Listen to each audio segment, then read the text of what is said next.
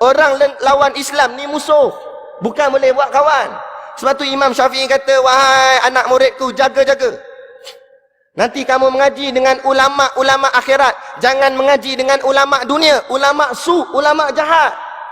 Anak murid tanya kepada Imam Syafi'i, wahai Imam Syafi'i, kalau kami sampai zaman tu macam mana kami nak kenal? Itu ulama dunia, ulama ulama jahat. Imam Syafi'i bagi panduan kepada kita. Imam Syafi'i kata, kamu tengok, kalau ulama tu boleh berkawan, berpeluk bahu dengan orang yang menentang Islam, maka ulama tu ulama jahat, ulama ulama yang duduk dalam neraka Allah. Na'udzubillah min zalik.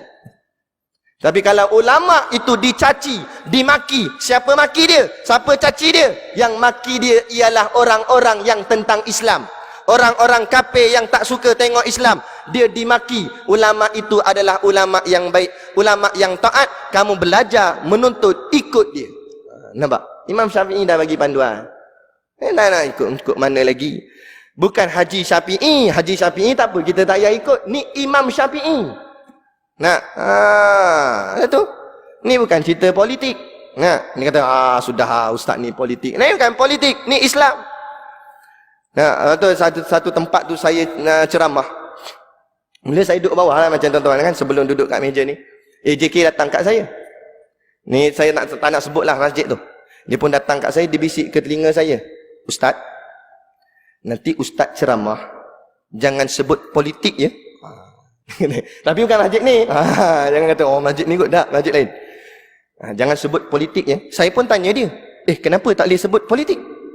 Sebab ustaz, politik suku, Islam suku. Kita pun lah sebab tak dapat mic lagi. Hang tunggu. Aku dapat mic, siap hang. Kita pun dijemput ustaz naik. Kita pun naik duduk. Assalamualaikum. Tak ada bagi tahu tajuk, tak ada apa, terus start. Tuan-tuan, saya cakap buat-buat.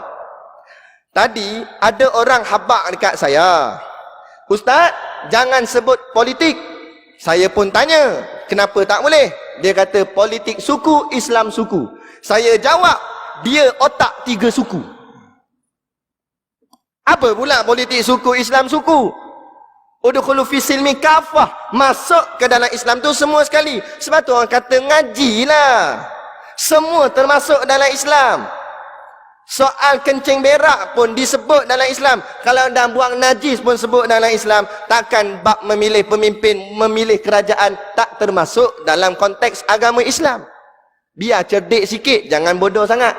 Bab kata Ustaz Ahmad Usam, bodoh simpan-simpan, jangan tunjuk kat orang. Betul tak? Apa hal jadi macam tu kan?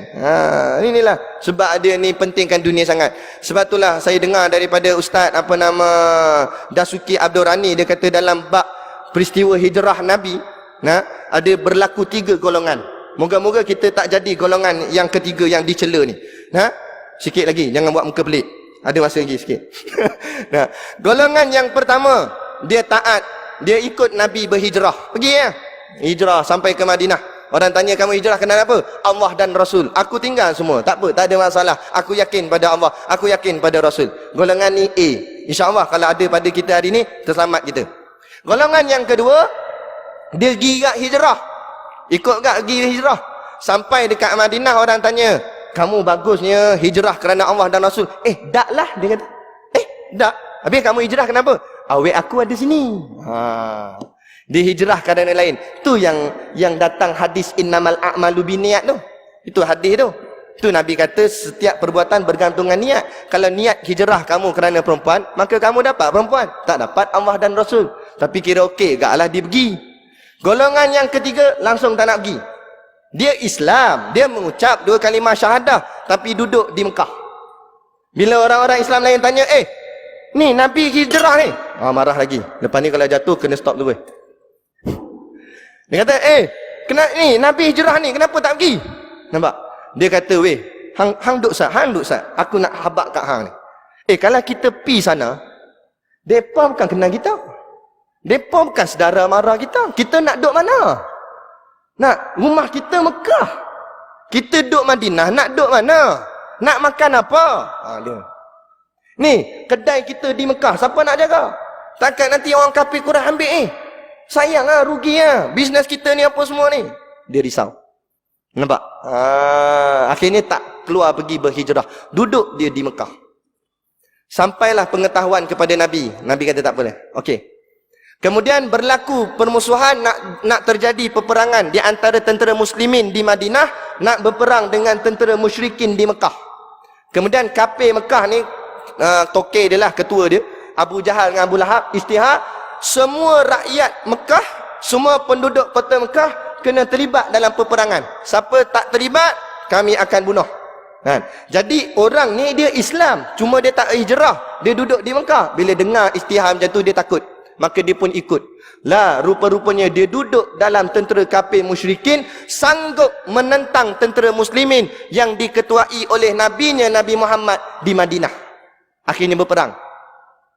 Nah, ada SB juga ni. Nah, perisik Nabi pun bagi tahu ke Nabi, ya Rasulullah, dalam tentera musyrikin Mekah ada 6 orang Islam yang join, yang turut serta. Nabi kata, kumpulkan askar-askar kita. Kumpul tentera muslimin depan Nabi. Nabi pun cakap dengan lantang dan tegas dan kuat. Nabi kata, wahai tentera-tentera muslimin, ingat 6 orang ini. Namanya aku sebut seorang demi seorang, Nabi sebut.